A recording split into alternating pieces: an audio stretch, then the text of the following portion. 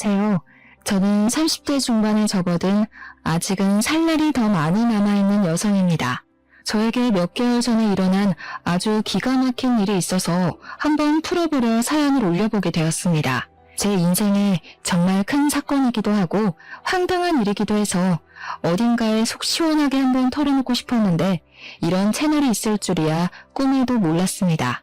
제가 지금 또 과거의 일을 떠올리니 흥분한 상태이기도 해서 두서없이 내용이 이어질 수도 있기에 양해를 좀 부탁드리겠습니다. 그만큼 저에게는 제 인생의 가장 큰 굴곡이자 큰 사건이었거든요. 그럼 지금부터 제 인생의 가장 큰 사건 한번 시원하게 풀어보도록 하겠습니다. 저에게는 3살이 어린 여동생이 하나 있는데 제 동생에게는 청각장애가 있습니다. 소리를 듣는 세포 자체에 문제가 있어 태어났을 때부터 청각 쪽으로 장애가 있었고 꾸준히 치료와 훈련을 통해 말은 어눌하게 할 수 있는 정도입니다.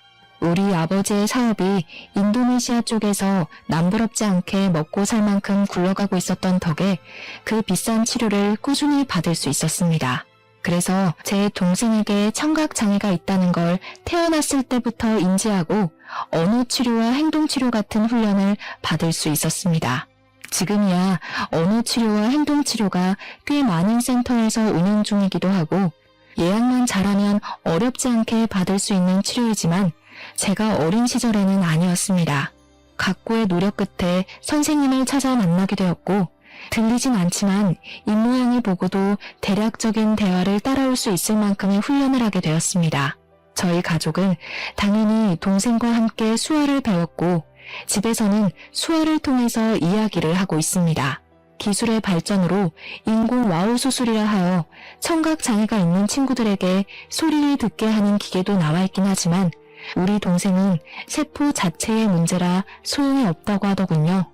몇 번이나 해외로도 국내로도 알아봤지만 수술이 불가하다 하여 가족들은 수어를 하거나 입모양을 크게 벌리며 동생이 알아볼 수 있게 말을 하는 버릇이 있습니다. 장애라는 게 사람의 마음을 파먹기도 하지만 우리 가족은 있는 그대로의 동생을 받아들이고 있고 서로를 잘 보살피며 화목하게 살고 있었습니다. 학창 시절에도 동생을 괴롭히는 아이들을 항상 혼내며 동생을 보살폈고요. 동생이 수업을 잘 따라갈 수 있도록 제가 옆에서 많이 도와주었습니다. 당연히 우리 자매의 우애가 돈독할 수밖에 없었습니다. 거기다가 동생이 청각장애가 있기 때문에 뒤에서 뒷말을 하는 못된 아이들도 많이 있었기에 저는 그런 동생을 위한 슈퍼우먼이 되어야 했습니다. 다행히 학교가 같은 재단에 있어 초중고를 동생과 같은 학교에서 보내긴 했지만 제가 대학생이 되어 먼저 대학에 진학을 하게 되면서 떨어지게 되었습니다. 동생이 고등학생이 되던 날 어찌나 마음이 떨리고 나 없이도 잘 버틸 수 있을지 걱정이 되던지 물가에 내놓은 아이 같은 마음이 들었더랬죠. 아무튼 제가 대학생이 되어 학교를 다니는 동안 우리 동생은 저 없는 학교에서 꽤 많은 상처를 받았다고 하더라고요. 청각장애가 있는 동생을 꾸준히 괴롭히던 아이들 때문에 동생은 학교는 겨우겨우 졸업을 했지만 사람을 만나는 것을 두려워하게 되었습니다. 저는 그런 동생을 보살피며 취업까지 성공을 하였고 사회인이 되고 나니 정말 너무너무 바쁘더군요. 동생과 항상 주말이면 같이 시간을 보내곤 했었는데 제 일이 너무 바빠지니 주말에는 잠만 퍼질러 자기에도 바빴습니다. 매일같이 이어지는 야근에 초과 업무에 동생이 파김치가 된 저를 보고 주말에 나가 놀자는 말을 하지도 못하더라고요. 저는 매일같이 늘어지는 다크서클을 감추지도 못한 채 집에서 밥 먹고 자고만 반복을 했습니다.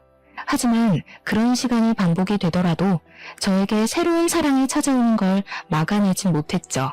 매일같이 회사에서 초과 근무를 하다 보니 같은 회사 입사 동기와 자주 마주치게 되었고 업무적인 이야기를 나누다가 사적인 이야기도 나누게 되었습니다. 서로에게 호감을 가지게 되다가 서서히 눈이 맞아버린 것이었습니다. 당연히 사내 연애였기에 회사 사람들 몰래 비밀 연애를 하게 되었습니다. 남자친구가 생겼으니 주말에 데이트를 하러 나가곤 했는데 그때마다 동생에게 이런저런 핑계를 대는 게 미안하기도 했습니다. 그러던 어느 날 동생이 저에게 가고 싶은 카페가 있다고 말을 걸어오더라고요. 남자친구와 데이트를 하느라 동생을 잘 챙기지 못했기에 미안한 마음이 있던 찰나 동생이 가고 싶다던 곳이 제가 남자친구를 만나기로 한 동네와 가깝더라고요. 동생이 마음에 걸려 남자친구에게 넌지시 물어보니까 같이 만나도 좋다는 대답이 돌아왔습니다. 남자친구에게 미리 언지를 해뒀죠. 내 동생에게는 청각장애가 있어서 의사소통이 조금 힘들 수도 있다. 하지만 입모양을 천천히 보여주면 말은 통한다고요. 제 남자친구는 제 동생에게 청각장애가 있다는 걸 몰랐던 터라 조금 놀라기는 했습니다만 자기가 노력해서 의사소통을 해보겠다고 하더라고요. 아무튼 그날 만나서 같이 미술관에 가서 보고 싶었던 전시회 하나를 보고 동생이 먹고 싶어 했던 파스타도 먹고 가보고 싶다고 했던 카페까지 갔습니다. 제 동생이 청각장애로 인해서 새로운 사람 만나는 걸 별로 좋아하지도 않고 소극적인 성격인데도 이상하게 제 남자친구랑은 잘 어울리더라고요. 둘이 취향이 비슷한 건지 짝짝꿍도 잘 맞아서 저 없이도 손짓 발짓 해가면서 대화도 하고 하더라고요. 제 남자친구가 저에게 부탁하지 않고 스스로 대화하려고 노력하는 모습을 보고 조금 달리 보이기 시작했습니다. 그 이후로 동생이 가끔 형부 만날 때 나도 껴주면 안 돼? 하고 물어봤는데 저는 솔직히 좀 마음이 그렇더라고요. 제 남자친구가 불편해할지도 모르는 일이고 그래서 남자친구에게 먼저 양해를 구하며 물어보니까 자기는 정말 좋다고 같이 보자고 하더라고요. 그러더니 무슨 동네에 봉사 동호회 같은 데에 가입까지 해서는 수어를 배우기 시작했습니다. 저도 모르고 있다가 무슨 유튜브 같은 걸 보고 있길래 뭘 보나 했더니 수어 동작을 배우는 영상이더라고요. 저랑 동생이랑 수어로 대화를 하는 게 멋있어 보였다면서 자기도 그렇게 대화를 나눠보고 싶다고 하더라고요. 그 뒤로 제 남자친구는 정말 각고의 노력을 했고 어설프게 수화를 하며 동생과 대화를 시작했습니다. 제 동생 또한 그런 남자친구의 행동에 감동을 받았는지 둘이 둘도 없는 친구가 되었습니다. 저를 빼놓고 수어로 비밀 대화를 나누는 지경까지 이르렀고 저와 남자친구가 휴가를 맞춰서 여행이라도 가면 둘이 거기서 영상통화를 하며 대화를 하더라고요. 저랑 싸우기라도 한 말이면 영상통화를 켜놓고 이르기까지 하더라니까요. 동생도 제 남자친구 덕분에 집 밖에서 간간히 산책도 나가게 되고 새로운 사람을 만나는 데엔 당연히 주저함이 있긴 하지만 그래도 노력을 해보려고 하더라고요. 혼자 산책 나가는 건 정말 싫어했거든요.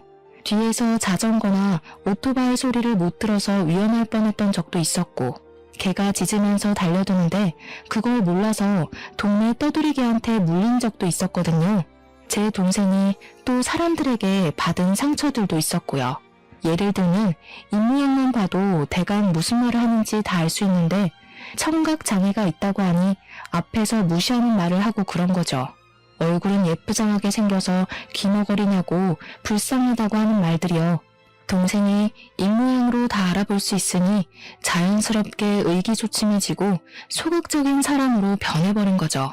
하지만 제 남자친구가 편견 없이 대해주고 자기를 위해서 수학까지 배우는 노력을 했으니 얼마나 신이 났겠습니까?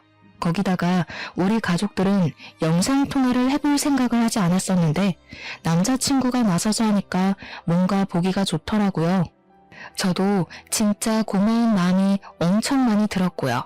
남자친구가 영업부 특성상 출장이 꽤 많았는데 그럴 때마다 우리 가족 선물도 챙겨오고 했습니다. 동생을 위해서 따로 준비한 선물들을 보면서 어떻게 이 남자를 싫어할 수 있을까 진짜 진국이다 싶었던 거죠. 그렇게 인연을 만나고 나니까 동생이 저에게 넌지시 찔러보더라고요. 언니는 결혼 생각 없어? 이러면서요. 뭐 인연을 만나긴 했지만 제 나이가 30도 되지 않았을 때라 결혼은 벌써 생각하고 싶지 않다고 딱 잘랐죠. 동생이 저한테 약간 정색을 하면서 언니도 내년이면 30이다. 형부는 언니보다 나이도 더 많지 않냐? 하면서 이야기를 하더라고요. 결혼에 대해 진지하게 생각을 좀 해보라며 이야기를 하니까 진짜 그럴 나이가 됐나 싶기도 하고 말이죠. 그 뒤로도 몇 번이나 저에게 결혼 타령을 하니까 진짜 결혼을 해야 하나? 이 사람이랑 하는 게 맞나? 하는 생각으로 넘어가게 되었습니다. 저는 그때까지도 동생이 제 남자친구랑 내통을 해서 둘이 짜고 저를 떠본 거라고는 생각도 못했습니다. 남자친구가 저보다 4살이 연상이었기에 집에서도 슬슬 결혼 이야기가 나오고 있었나 봐요. 남자친구한테 계속 결혼할 여자 없어? 선이라도 알아봐줘? 하면서 집안 어르신들이 이야기를 하니까 제 의견을 한번 들어보고 싶었던 거죠. 저랑 결혼을 하고 싶긴 하지만 제가 아직 29살이고 의중을 모르니까 동생과 함께 짜고 떠본 것이었습니다. 동생이 한 3개월 내내 결혼 노래를 부르니까 한 해가 더 지나고 제 나이 30에 결혼을 한번 해볼까 싶은 마음이 들었습니다. 동생한테 지금 결혼하면 후회하지 않을까? 남자친구가 너무 좋은데 그냥 결혼할까? 하고 이야기를 하니 고개를 막 끄덕이더라고요. 빠른 거 아니라고, 지금 결혼해도 후회하지 않을 거라고, 형부 너무 좋은 사람이라고 하면서요. 둘이 짜고 치는 고스톱이라는 걸 알게 된 건 남자친구가 딱 3주 뒤에 저에게 프로포즈를 해서 알았습니다. 동생이 저에게 어떤 프로포즈를 받으면 감동받을 것 같냐, 뭐 이런 걸 물어봤었거든요. 아주 종합 선물 세트로 준비를 했길래 눈치를 못 챌 수가 없었죠. 남자친구한테 물어보니까 차일게 걱정돼서 도움을 좀 받았다고 이야기를 하더라고요. 우리 처제가 내 편이라 정말 다행히 하면서 웃는데 그 모습까지 귀여워 보여서 이 남자랑 결혼해도 되겠구나 하는 마음이 들었죠. 프로포즈를 수락하고 우리 집에 인사를 드리러 남자친구가 오기로 했는데 그날 점심부터 동생이 막 부산스럽게 준비를 하더라고요. 형부 될 사람이 정말 좋은 사람이라고 부모님께 막 나서서 이야기를 하는데 그런 애가 아닌데 칭찬을 하니까 부모님도 좀 놀라시고요. 제 동생이 가족 이외의 사람에게 이렇게까지 정을 붙이고 마음을 털어놓은 적이 없는 애라 놀라실 만도 하셨겠죠. 부모님께서는 우리 집은 인성 댕댕이만 잘 잡혀있으면 만사 오케이라고 하시면서 본 적도 없는 남자친구가 마음에 든다고 하셨습니다. 또 제 남자친구가 넉살이 워낙 좋은 사람이라 오자마자 큰절부터 올리고 밥도 고봉밥으로 2그릇이나 먹었습니다. 대화하는 내내 분위기를 얼마나 익살스럽게 잘 이끌고 가던지 저희 부모님도 푹 빠지셨죠. 거기다가 저희 아버지와 술을 한잔하는데 둘이 죽이 너무 잘 맞는 거예요. 둘 다 만취해서 노래방 가자 하더니 정말 온 가족 다 끌고 노래방 가서 신명나게 놀았습니다. 제 동생은 들리지도 않는데도 혼자 탬버린 들고 춤까지 추더라니까요. 진짜 한 6개월치 웃을 거 그날 하루에 다 웃었다고 해도 과언이 아니었습니다. 아무튼 그날 우리 집에서 인사도 잘 드렸고 저도 예비시댁에 방문을 해서 인사를 드리기로 했는데 그제야 남자친구가 이야기를 털어놓더라고요. 사실 그동안 숨기려고 했던 건 아닌데 말하지 못한 게 있다면서 예비시댁의 집안 사정에 대해 이야기를 하기 시작했어요. 남자친구가 어릴 때 아버지께서 돌아가시고 집안의 가장 노릇을 쭉 해왔다고 하더라고요. 당연히 형편이 좋지 못해 대학도 못 갔고 바로 부사관으로 입대를 해서 군 생활을 하다가 27살에 전역을 했다고 하더군요. 할 줄 아는 게 없어서 2년 동안 각고의 노력 끝에 자격증들을 줄줄이 따게 되었다고 했습니다. 지금 회사에 입사를 하게 된 것도 고졸 전형으로 입사를 한 거라며 미리 말을 못해서 미안하다고 하는 겁니다. 아버지께서 돌아가실 때 빚을 좀 남겨놓고 가서 그 빚을 갚으라 여태 모아둔 돈이 별로 없다고 하면서요. 저는 솔직히 너무 놀랐죠. 거의 3년을 만났는데 그동안 그런 사정을 단 한 번도 비치지 않아서 몰랐거든요. 항상 깔끔하게 옷을 입고 다녔고 마음에 공허함이 있다거나 어딘가 부족하다 모자라다 하는 느낌이 전혀 없어서 짐작도 하지 못했었습니다. 그것도 결혼 직전에 와서 그런 이야기를 하니까 순간 마음이 흔들리는 건 어쩔 수가 없더라고요. 제 눈에 동공지진이 일어날까 제 손을 딱 잡으면서 이야기를 하더라고요. 자기가 15년 동안 빚을 갚았다고, 고등학교 2학년 때부터 아르바이트를 해서 돈을 벌었다고요. 생활력 하나는 남들과 비교도 할 수 없게 좋고 무슨 일이 있어도 절대 굶길 일 없을 거라고 했습니다. 빚도 다 갚았고 집안에 돈을 퍼줘야 하는 것도 절대 아니니까 걱정하지 말라고요. 단지 집으로 인사를 드리러 갈 텐데 집이 많이 낡아서 보이는 게 전부가 아니라는 말을 하고 싶었대요. 아버지께서 돌아가시기 전에 남겨주신 집이라 차마 처분도 못하고 그 낡은 데서 온 가족이 살았다고요. 가족들의 소중한 추억이 담겨있는 집이라 상속 포기도 하지 못하고 돈을 다 갚을 수밖에 없었다며 덧붙였습니다. 저희 집이 아무래도 넉넉한 집안이다 보니 돈이 없는 사람과 결혼한다는 게 고된 일이라는 생각은 별로 하지 못했어요. 그런 거 있잖아요. 어차피 내가 돈이 있으니 내가 더 준비하면 된다는 안일한 생각을 했다고나 할까요? 남자친구, 그러니까 예비신랑의 꾸준한 설득 끝에 예비시댁에 방문을 하기로 결정을 내렸습니다. 양손 무겁게 가라는 부모님의 말에 선물을 잔뜩 준비해서 예비시댁에 방문을 했는데 조금 놀랍긴 하더라고요. 벽지에는 곰팡이가 죄다 쓸어 있었고 문 경첩은 뜯어져 나가서 문이 덜렁덜렁 붙어있는 수준이었습니다. 현관문은 옛날 빌라처럼 철문으로 되어 있었는데 누가 발로 찬 건지 망치질을 한 건지 우글우글 찌그러져 있었고요. 제가 찌그러진 문을 바라보고 있으니까 예비 시모가 다가와서는 어휴 저걸 고친다는 걸 여태까지 까먹었다고 하시면서 멋쩍게 이야기를 하시더라고요. 예전에 빚쟁이들이 문 열라고 하도 발로 차서 저렇게 됐다고 웃으면서 이야기를 하시는데 저는 속으로 시겁했죠 뭐. 어떻게 발로 차면 문이 저 모양이 되나 싶을 정도로 찌그러져 있었거든요. 제가 방문을 하긴 했는데 시댁이 진짜 냉골이더라고요. 너무 추워서 팔에 소름이 쭉 돋을 정도였다고나 할까요? 제가 약간 으슬으슬해하니까 예비신랑이 예비신우한테 보일러를 좀 떼지 왜 이렇게 집이 춥냐고 한 소리를 했습니다.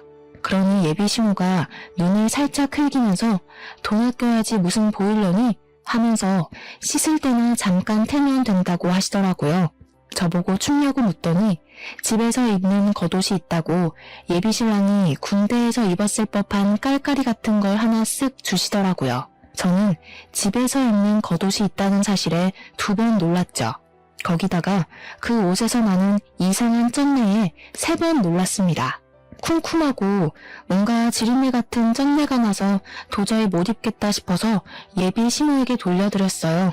저녁이나 먹자고 하시길래 제가 뭐 도와드릴 건 없나 하고 기웃기웃하니까 예비 신랑이 앉아있으라고 하대요.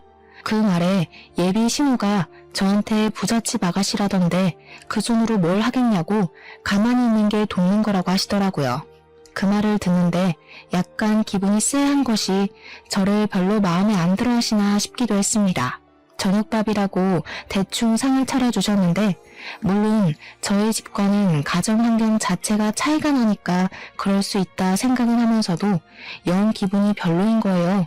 치킨 볶음밥 같은 거랑 김치만 냅다 올려져 있는 상이었는데 예비 시모가 우리 집 김장김치가 정말 맛있다면서 밥 2공기 먹어도 된다고 하시더라고요. 제가 밥을 젓가락으로 뒤적거리다가 이거 치킨이에요? 하고 물어봤더니 예비 시모 하는 말이 어제 치킨 시켜 먹고 남은 걸로 볶았다고 하시더군요. 음식 남기는 거 벌 받는 거라면서 환경 보호해야 된다고 덧붙이시는데 제 얼굴이 다 빨개지더라고요. 물론 제가 상다리 부러질 만큼의 식사를 기대한 건 아니지만 남은 치킨으로 만든 볶음밥에 김장김치 덜렁 있는 건 아무리 생각해도 아니잖아요. 제 표정이 점점 굳으니까 예비신랑이 안절부절하는데 저는 그러면 제가 사온 고기라도 구워주실 줄 알았거든요. 근데 그 고기는 나중에 우리 딸 오면 구워 먹어야지 하면서 냉장실로 직행하더라고요. 도저히 입맛이 없어서 밥 한 술 뜨지도 않고 수저를 탁 내려놨습니다. 그러니 그제야 예비신랑이 예비신우한테 화를 내더라고요. 아니 엄마, 내가 어제 준비 좀 잘해달라고 10만원 드렸잖아요. 그 돈으로 장도 보고 하시라고요. 어제 네 조카들 놀러왔던 거 몰라서 그래? 걔네도 힘들게 사는데 내가 장이나 보고 그럼 되겠니? 네 조카들 필요한 거 사라고 내가 용돈 줬다. 예비 신랑이 아니 그 돈을 그렇게 쓰면 어떡하냐 하면서 이야기를 하는데 대뜸 저한테 화살이 돌아오더라고요. 예비 신우가 저를 딱 보면서 말을 이어가셨습니다. 나한테 딸이 하나 있는데 우리 마지야 마지. 걔가 어릴 때 시집가서 애들도 좀 크고 그러거든.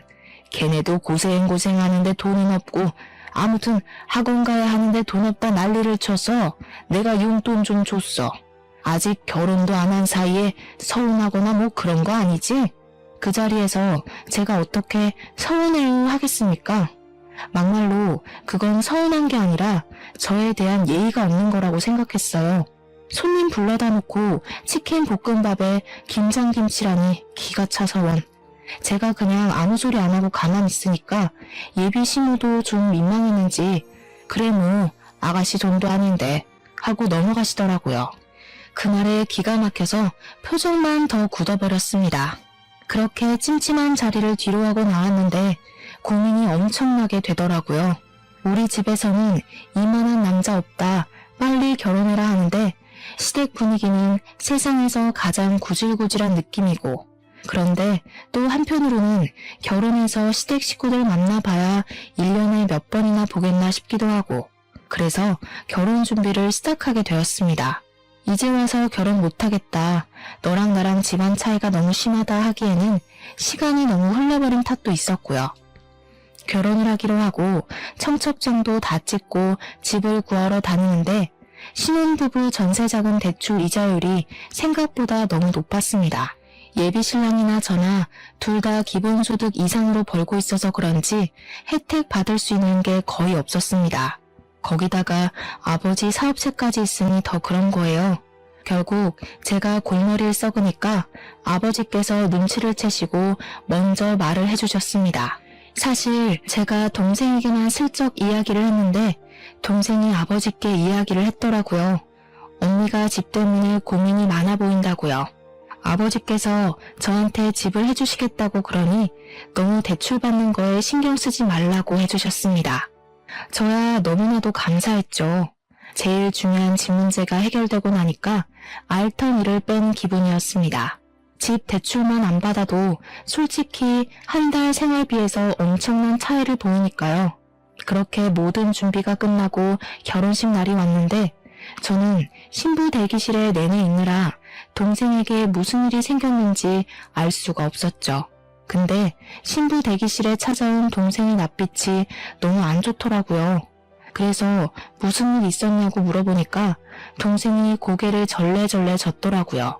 근데 이 언니들의 감이라는 게 있으니까 동생에게 뭔가 있는데 숨기고 있다는 느낌을 세게 받았습니다. 저한테 결혼식 잘하라고 수어로 말을 하길래 저도 알겠다고 대답을 하고 있는데 신우가 신부 대기실에 들어오더라고요. 저희 자매가 수화로 이야기를 하고 있으니까 갑자기 어머 하더니 옳게 지금 동생 장에 있는 거 티내는 거야? 하더라고요. 순간 내가 무슨 말을 들은 건지 싶어서 신우한테 지금 뭐라고 했냐고 되물었더니 인상을 팍팍 쓰더라고요. 우리 동생이 그 찰나에 어깨를 움츠리는 걸 보고 이 망할 신우가 내 동생한테 뭔 짓을 했나 싶었습니다. 제가 빤히 신우 얼굴을 보고 있으니까 신우가 하는 말이 결혼식 입구 앞에서 사돈어른이랑 사돈처녀가 수화로 대화를 하더라고 하면서 운을 뗐어요. 그런데 자기 쪽 친척이 신부네 집안에 벙어리가 있냐고 물어봤다면서 그래서 벙어리가 아니라 귀머거리라고 했다고 이야기를 하는 겁니다. 순간 심장이 벌렁벌렁하면서 화가 엄청나게 나더라고요. 근데 신우가 거기서 멈추지 않고 선을 넘더라고요. 자기네 친척이 그런 거 다 유전병 아니냐고 물어봤다면서 동생이 장손인데 하자 있는 집에 장가 보내는 거 아니냐고 난리를 쳐서 자기가 곤란했다고 하더라고요. 우리 동생이 아무리 못 듣는다고 해도 눈치라는 게 빤히 있는데 입모양만 보고 대충 무슨 이야기인지 알아차린 것 같더라고요. 고개를 푹 숙이고 훌쩍거리는데 그 상황에서 열이 안 받을 언니가 어디 있겠습니까? 웨딩드레스를 입고 있다는 것도 까먹고 벌떡 일어나서 신우 머리채를 확 잡아버렸죠. 그러니까 도우미로 와주신 이모님이며 옆에 있던 제 친구들이며 놀래서 저랑 신우를 막 말리고 뜯어놨습니다. 제가 씩씩거리면서 머리가 다 헝클어진 신우를 향해 소리를 질렀습니다. 지금 그게 내 앞에서 할 말이에요? 유전병이 어쩌고 어째? 지금 말 다 했어? 결혼식장에 와서 축하해주기 바쁠 텐데 별 걱정을 다 하네 진짜. 나 기분 나빠서 결혼식 못하겠으니까 당장 가서 결혼식 취소됐다고 해요. 그러니 신우가 화들짝 놀라서 아니 뭐 그렇게까지 말을 하고 그러냐고 제 동생한테 어우 내가 미안해 하는 거예요. 그 형식적인 사과에 화가 나서 지금 신우가 한 짓을 생각해보라고 내가 이 결혼식을 내 발로 들어가게 생겼냐고 하면서 소리를 질렀죠. 제가 신우 머리채를 잡았다는 게 신랑 귀에도 들어갔는지 신랑이 막 뛰어들어오면서 무슨 일이야? 왜 그래? 하더라고요. 도저히 분이 풀리지가 않아서 너네 친척들이며 너네 누나며 할 것 없이 내 동생 보고 기머거리니 벙어리니 유전병이니 정신 나간 소리 하더라 했습니다. 내가 지금 이 말을 듣고도 결혼식장에 들어가는 게 맞겠냐고 나 결혼 안 하겠다고 하니까 신랑이 신우 째려보면서 누나 하더라고요. 어떻게 사람이 그런 소리를 아무렇지 않게 하냐고 신우가 내 눈앞에 있으면 결혼식 안 하겠다고 했죠. 그 말에 신우가 놀래서 지금 동생 결혼식장에서 자기를 쫓아내는 거냐고 그런 말도 못해? 내가 못할 말 했어? 하길래 또 열받아서 성큼성큼 갔어요. 머리채를 쥐어잡으려고 하니까 신우가 놀래서 피하더라고요. 신랑이 신우 보고 동생 결혼식 망하게 생겼는데 자존심 부릴 일이 남았냐면서 신우를 쫓아냈습니다. 진짜로 신우는 저희 결혼식장에 못 들어왔어요. 제가 신우 있으면 결혼 안 하겠다고 하고 대기실에 눌러 앉아버렸거든요. 신우 쫓아낸 거 확인하고 나서야 식이 시작이 되었고 찜찜한 마음은 그대로 제가 떠안게 되었죠 뭐. 결혼식이 끝나고 신혼여행길에 오르는데 제가 기분이 영 안 풀려서 동생한테 이야기를 했어요. 절대로 그런 이야기에 마음 쓰지 말라고. 못 배워먹은 인간들이 하는 말 귀담아 듣지 말라고 했죠. 그러고 비행기를 탔는데 남편이 저한테 그러는 거예요. 못 배워먹은 인간들이라고 한 거 사과하라고요. 제 남편이 대학을 못 나왔다고 했잖아요. 그래서 그런지 공부에 대한 자격지심을 좀 부리긴 했어요. 고졸 전형이랑 대졸 전형이랑 연봉 차이가 좀 있거든요. 남편이 영업부라 실적은 괜찮은데 기본급에서 차이가 나니까 대졸 전형자들이랑 크게 월급 차이가 나지 않았거든요. 거기다가 공부를 못해서 대학을 못 간 게 아니라 돈이 없어서 못 간 것이니 그럴 만도 했죠. 하지만 저도 제 동생이 그런 모욕을 당했는데 자존심이 있죠. 어떻게 냅다 사과를 하겠습니까? 저도 의견을 굽히지 않았고 사과는 못하겠다고 했습니다. 둘 다 자존심을 부리다가 신혼여행 가는 비행기 안에서 12시간 내내 아무 말도 안 하고 있었다니까요. 도착해서도 냉기만 폴폴 풍기다가 사과를 안 하면 같이 안 다니겠다고 먼저 선수를 치더라고요.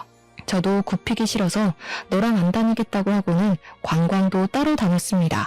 혼자 며칠을 지내다가 결국 마지막 날이 되고 나서야 타협을 하게 되었죠. 사과를 하거나 그런 건 아니었고 서로 잘못한 거고 서로 기분 나쁜 상태니까 조심하자고 대충 뭐 휴전 정도만 한 거죠. 근데 둘 다 서로의 가족에 대해 그렇게 말한 게 앙금으로 남아서 혼인신고를 원래 신혼여행 다녀오면 바로 하기로 했었는데 조금 미루기로 했어요. 남편도 제가 꿋꿋하게 사과를 하지 않고 자존심을 부리니 혼인신고를 미루는데 동의하더라고요. 보통은 신혼여행을 다녀오면 시댁과 친정 인사를 드리러 가잖아요. 근데 결혼식 날 그런 소동이 있었는데 시댁 인간들 얼굴이 보고 싶었겠습니까? 남편도 뭐 저랑 별반 다르지 않은 것 같았고요. 그냥 일이 바빠서 인사드리러 갈 시간이 없다고 대충 둘러대고는 저는 우리 집으로 남편은 시댁으로 각자 가서 선물 줄 거 주고 돌아왔습니다. 끼를 볶아도 시원치 않은 신혼기간에 서로 서먹서먹해진 거죠. 연애할 때도 이렇게 싸워본 적이 없었기에 저희는 어떻게 풀어야 할지 방법도 모르고 있었습니다. 그렇게 한 달이라는 시간이 좀 지났을까? 신우가 갑자기 할 이야기가 있다면서 시댁으로 오라고 부르더라고요. 그 곰팡이 쓸어있는 냉골 같은 집에 갈 생각을 하니까 너무너무 싫었지만 피하는 것도 하루 이틀이지 불렀는데 가야죠. 퇴근하고 남편이랑 같이 찾아가니까 신우가 그러더라고요. 얘, 너네 집 말이다. 아무리 사돈어른이 해줬다고 해도 그렇지 어떻게 부부간에 정도 없이 딱 네 명의로 했니? 저희 아버지께서 제 결혼 선물로 해주신 건데 당연히 제 명이죠? 그러면 세금을 좀 많이 내야 하지 않니? 우리 아들 명의로 했으면 세금도 덜 내고 얼마나 좋아. 세금이 다 똑같죠. 얘가 뭘 모르네. 우리 아들이 산 것처럼 매매 형식으로 꾸몄으면 얼마나 좋니? 너한테 가면 상속세도 물어야 할 텐데 당연히 세금이 더 나오지. 애가 헛똑똑이야. 저희 아버지께서 사업체를 운영하고 계신데 지금 탈세를 하라고 하시는 거예요. 어차피 세금도 저희 아버지께서 다 내주셨는데 뭐가 문제라는 거죠? 아버지께서 저한테 돈 쌓아두면 뭐하냐고 딸한테 주는 건 아깝지 않다고 하셨거든요. 그래? 처가 사랑은 사위라던데 사위한테도 아깝지 않으시겠지? 우리 아들 정말 장가 하나는 기가 막히게 갔나 보다. 생각해보니까 사돈네는 전부 딸만 있잖아.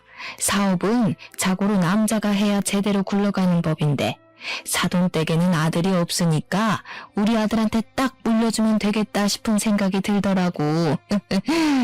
그 말을 듣는데 욕심낼 걸 욕심내야지 진짜 기가 막히더라고요. 가뜩이나 시댁에 대한 인식이 바닥을 치고 있는데 저런 욕심까지 내니까 저게 사람인가 하는 생각도 들고요. 결혼한 지 한 달 막 지났는데 왜 남의 집 사업에 관심을 가지고 욕심을 내는지. 저희 아버지께서는 기업은 기업인이 운영해야 한다는 주의셔서요. 가족들에게 승계할 생각 전혀 없으시고요. 나중에 은퇴하실 때 전문 경영인 두실 거래요. 아니 왜? 그 귀한 사업체를 남에게 맡기니? 우리 아들이 얼마나 노력해서 지금 회사 입사했는지 너는 알지? 우리 아들 능력 한번 보면 말이 달라지실 거다. 그러지 말고 이참에 사돈네 회사에 우리 아들 한 자리 주라고 좀 해봐. 한 자리에서 능력 좀 보고 기업도 물려받고 하면 딱이지 않겠어? 우리 며느리 능력 좀 한번 보자. 남편이 잘 돼야 아내도 편한 법이야. 어머님, 지금 아들 취업 청탁하시는 거예요? 어머님 아드님은 자기 능력으로는 아무것도 못하는 바보인가요? 지금 다니는 회사도 열심히 노력해서 취업한 거 알아요. 충분히 자부심 느끼면서 사는 것 같던데 왜 그러세요? 우리 아버지 회사에 굳이 취직 안 해도 이 사람 잘하고 있는데 그런 말씀으로 취업 청탁하시면 어머님 아들만 바보 만드는 거예요. 그러니까 신우가 씩씩거리면서 지금 우리 아들 바보라고 했냐, 모자란 놈 취급이냐 하면서 성을 내시더라고요. 제가 뭐 틀린 말 한 것도 아닌데 씩씩거리니까 웃기더라고요. 저도 제 할 말 끝났으니까 그냥 자리에서 일어나 버렸습니다. 그 자리에 더 앉아있어 봐야 얼굴 불킬림만 남은 것 같고 이런 취업 청탁이 영 듣고 싶지도 않았고요. 결혼했다고 우리 아버지 사업체까지 자기 몫으로 만들어버리려고 하는 파렴치한 신우 앞에서 하하호호 웃으면서 밥까지 먹었다가는 체할 것 같았거든요. 그래서 가방 들고 나오니까 남편이 뒤따라 나오더니 제 팔을 확 잡아채는데 그 힘이 너무 세서 팔이 빠지는 줄 알았습니다. 제가 당황한 나머지 악소리를 내면서 지금 뭐 하는 거냐고 힘자랑하냐고 한마디 했죠.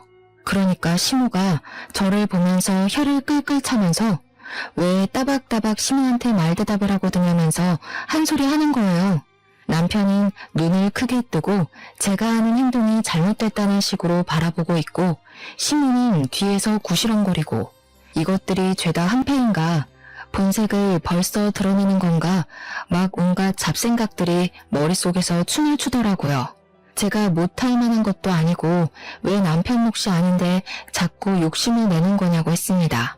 그러니까 남편이 하는 말이 자기가 욕심낸 것도 아니고 아들이 잘 됐으면 하는 부모의 마음인 걸 모르냐고 하더라고요. 제가 아무 소리 안 하니까 남편이 먼저 아 됐어 너랑 무슨 이야기를 하냐 하면서 말을 끝내더라고요. 지금 누가 할 소리를 하는 건지. 연애할 때는 그런 내색 한 번 없더니 결혼하니까 돌변하는 게 무섭더라고요. 이 인간이 결혼하고 나서 진짜 우리 아빠 사업체에 한자리 하고 싶었던 건가 싶어서 소름이 쫙 돋았습니다. 그렇게 냉전이 지속되니까 하루하루 지쳐가면서 내가 왜 이 사람이랑 살아야 하나 싶더라고요. 어차피 혼인신고도 안 했는데 그냥 헤어질까 하는 찰나에 동생에게서 연락이 왔습니다.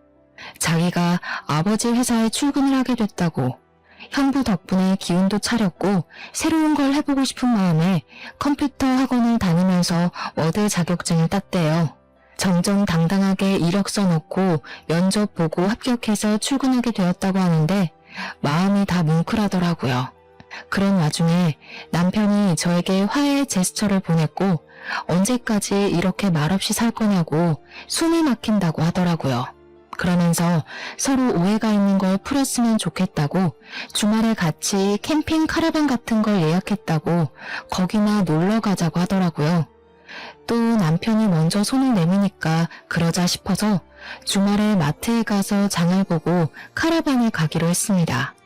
원래 캠핑의 묘미는 고기를 구워 먹는 거니까 장을 보는데 남편이 고기를 무슨 2근을 사는 거예요. 둘이 먹을 건데 뭐 이렇게 많이 사는 거냐 하는데 소고기 먹을까? 하면서 한우 비싼 걸 잡더라고요. 원래 캠핑의 묘미는 삼겹의 목살이다 하면서 돼지고기로 골랐죠. 소고기는 숯불에 다 늘어붙거든요.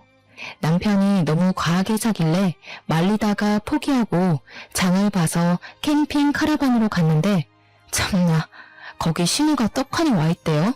저 보자마자 장 많이 봐왔냐고 하는데 진짜 욕이 나오더라고요. 화해의 제스처는 개뿔, 신우 식구들 먹일 장만 잔뜩 봐서 강꼴이 된 거죠. 진짜 떨떠름하게 바비큐 준비해서 술까지 차리고 고기를 굽기 시작했는데 제가 아무것도 안 하고 가만히 있었어요. 원래 캠핑 같은 데 가면 남편이 고기 굽잖아요. 제가 상까지 차렸는데 고기까지 구워야 하나 싶었던 거죠. 근데 그걸 보더니 신우가 저한테 공주님이 따로 없다고 비꼬대요. 일부러 못 들은 척하고 무시했죠. 그러니까 신우가 뭐라는 줄 아세요? 그쪽 집안 귀머거리인 거 내가 유전이랬지? 혹시 우리 올케도 내 말이 안 들리나? 그 말을 참고 넘어갈 사람이 과연 몇이나 될까요? 당연히 저도 참지 않았습니다. 결혼식 날 머리 뜯긴 게 부족했나 봐요. 그 주둥아리로 지금 뭐라고 하신 거예요? 뭐? 주둥아리? 제정신이냐? 너 우리 누나한테 그게 무슨 말버릇이야? 올케, 집 좀 산다고 내 동생 너무 무시하는 거 아니야? 고기는 여자가 구워야지. 그리고 소고기도 아니고 삼겹살이 뭐니? 격떨어지게. 그런데 더 짜증나는 건 심외부였어요.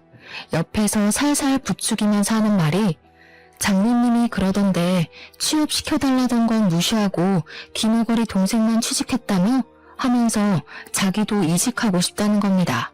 만년 과장으로 살 수는 없고 어디 이사나 전무자리 좋은 데 있으면 자기랑 저희 남편 취업 좀 시켜달라고요. 열이 뻗쳐서 말로 싸우기를 포기하고 사왔던 돼지고기 2근을 전부 심해부 신우 남편의 얼굴을 향해 던졌습니다. 다들 생고기를 처맞고 깍깍거리는데 저도 씩씩거리면서 할 말 다 했죠. 아줌마는 여자 아니야? 시자 붙었다고 시킬 생각만 하네. 그러지 말고 손수 모범은 좀 보이던가. 그리고 전무나 이사? 아저씨가 할 줄 아는 게 뭐가 있다고 그 자리를 달래? 우리 아빠 회사가 무슨 구멍가게인 줄 알아? 능력이 있어야 뭘 시켜주든지 말든지 하지. 취업 청탁은 누가 하는 건데 지금 누구 보고. 내 동생은 당당하게 이력서 넣고 합격한 거거든? 진짜 살다 이런 개차반의 무식한 인간들 처음 본다. 그러니 남편이 뭐? 무식? 내가 그런 소리 하지 말랬지? 하면서 달려들더라고요. 야, 돈 없어서 대학을 못 갔다고? 웃기지 마. 장학금도 있고 학자금 대출도 있는데 뭔 핑계야. 그냥 네 성적에 그저 그런 대학 가야 하니까 핑계대고 부사관 간 거겠지. 그리고 그 고기 잘 씻어서 먹으면 되지 않겠어? 가족들끼리 두런두런 좋은 시간 보내고 우리는 여기서 갈라섭시다. 혼인신고도 안 했겠다. 집도 4명이겠다. 혼수도 내가 해왔겠다. 몸만 나가면 되지? 옷까지 몇 개 있는 거 그건 택배로 보내둘게. 착불로. 남편이 뒤에서 부들부들 떨면서 진짜 가면 이혼이야 하는데 저는 이미 갈라서기로 결심했는걸요. 그대로 운전해서 신혼집 비밀번호부터 바꿔버리고 대충 짐 싸서 친정으로 도망을 왔습니다. 친정 부모님이 놀라시긴 했지만 제가 차근차근 모든 일을 이야기하니까 아무 소리 하지 않고 잘 왔다고 해주셨어요. 그 와중에도 카라반에서 1박을 하고 온 건지 다음날 집 비밀번호 뭐냐고 난리치는 거 내 집에 자꾸 들어가려고 하면 가택 침입으로 고소하겠다고 했습니다. 친정집에서 출퇴근을 하는데 같은 회사를 다니고 있으니까 회사에서도 계속 찾아와서 난리를 치더라고요. 한 열흘 지나니까 저도 스트레스를 받고 아버지께서 저한테 그러지 말고 아버지 회사에 들어오는 게 어떠냐고 하셨습니다. 회사에 바로 사표 던지고 아버지 회사에 낙하산으로 들어가기로 했죠. 사표 내고 오전 중에 신혼집 가서 남편 물건 택배로 보내고 나왔는데 오후에 퇴근하고 나서 또 비밀번호 타령하길래 바로 경찰 불렀습니다. 혼인신고도 안 했으니까 가택 침입으로 조사를 받게 됐고 그제야 제가 물을 마음이 없다는 걸 알았는지 갑자기 잘못했다고 하대요. 소 잃고 외양간 고치는 것도 아니고 저는 이미 결심이 섰기 때문에 싹 무시했습니다. 며칠이 더 지나자 이번에는 시모가 재산 분할을 해달라고 연락이 온 거예요.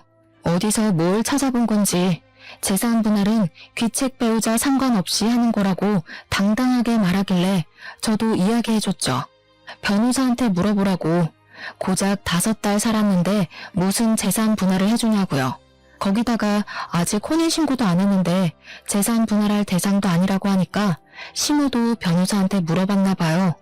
어디 법률사무소에 가도 똑같은 소리를 하니까 저한테 위자료 1,000만 원만 주면 안 되겠냐고 하더라고요.